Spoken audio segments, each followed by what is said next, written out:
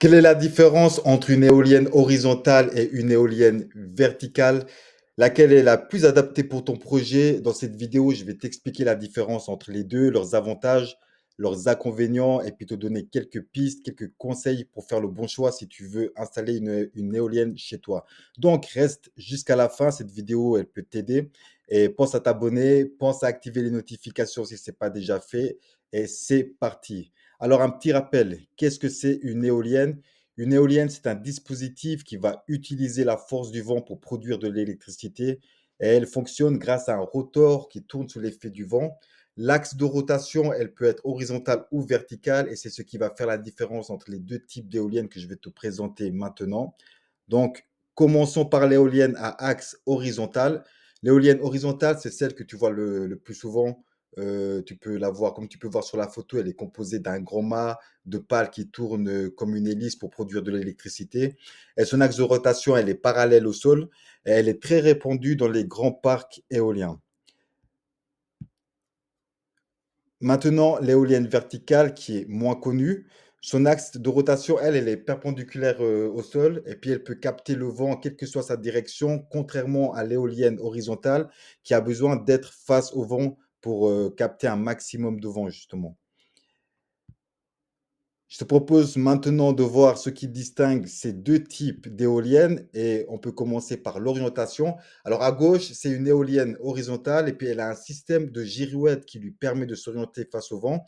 Et la verticale qui est à droite, elle tourne avec le vent de toutes les directions. Elle n'a pas besoin de s'orienter comme je te l'expliquais juste avant, contrairement à l'éolienne horizontale. Pour les tailles, l'éolienne horizontale peut être très grande selon la taille des pales, à savoir que plus les pales sont grandes, mieux elle pourra capter du vent. Celle qui est destinée à des particuliers ou à des petites entreprises, la hauteur de l'éolienne, en tout cas du mât, peut atteindre les 8 à 20 mètres.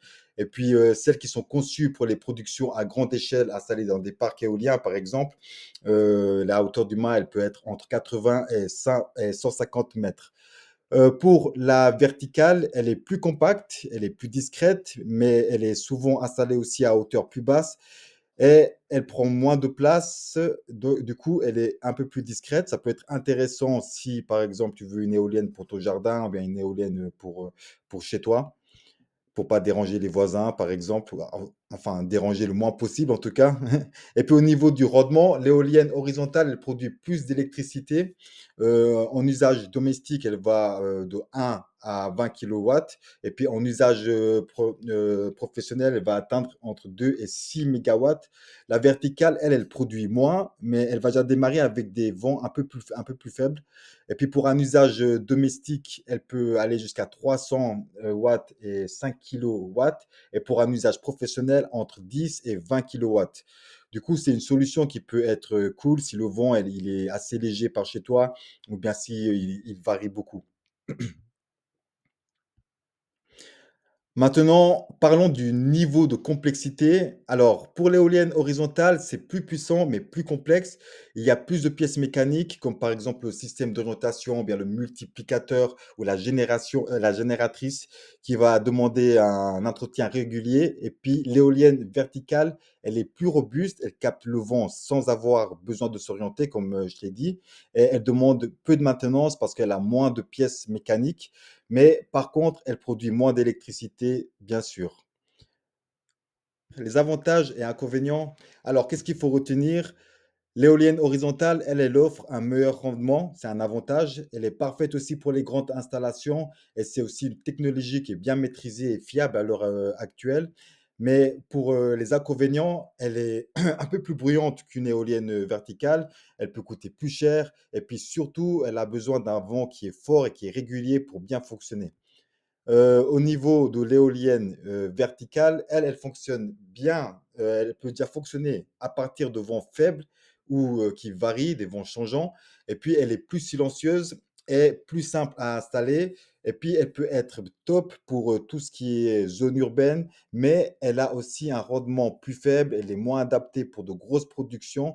Et puis, comme elle est moins répandue, on a moins de recul sur ses performances à long terme. Que choisir et dans quelle situation? Si ton objectif est de produire beaucoup d'électricité, que ce soit pour un parc éolien, un projet industriel ou toute autre production importante comme une ferme ou un site isolé, alors le meilleur choix pour moi en tout cas, c'est une éolienne horizontale. C'est elle qui va t'offrir la puissance et la fiabilité nécessaires pour ce genre de gros projet. Et à l'inverse, si tu as un projet domestique en zone urbaine ou bien dans un endroit où le vent, varie souvent et que tu cherches quelque chose de discret et puis qui est simple à installer, alors l'éolienne verticale, là, elle peut être un bon allié pour ton projet. Et maintenant, au niveau du choix, quel est le meilleur? Alors, en fait, le meilleur choix, il correspond vraiment à tes objectifs. Si, par exemple, tu souhaites produire beaucoup d'électricité, que tu disposes déjà d'un grand terrain et que le vent, il souffle fort et régulièrement, l'éolienne, là, c'est une solution qui va pouvoir t'aider à maximiser justement ta production. Et si, au contraire, tu cherches à capter un peu d'énergie dans un endroit où le vent est assez faible, qui varie ou bien juste, ou bien tu as pas beaucoup d'espace où tu veux faire une expérience avec, des éoliennes, une expérience personnelle. Alors l'éolienne verticale, là, ça peut déjà bien fonctionner. Donc voilà, c'est tout. C'était une courte, vidéo. C'était juste pour que tu puisses faire la différence entre une éolienne horizontale et une éolienne verticale. Pense à t'abonner, pense à activer les notifications et je te dis à tout bientôt pour une prochaine vidéo.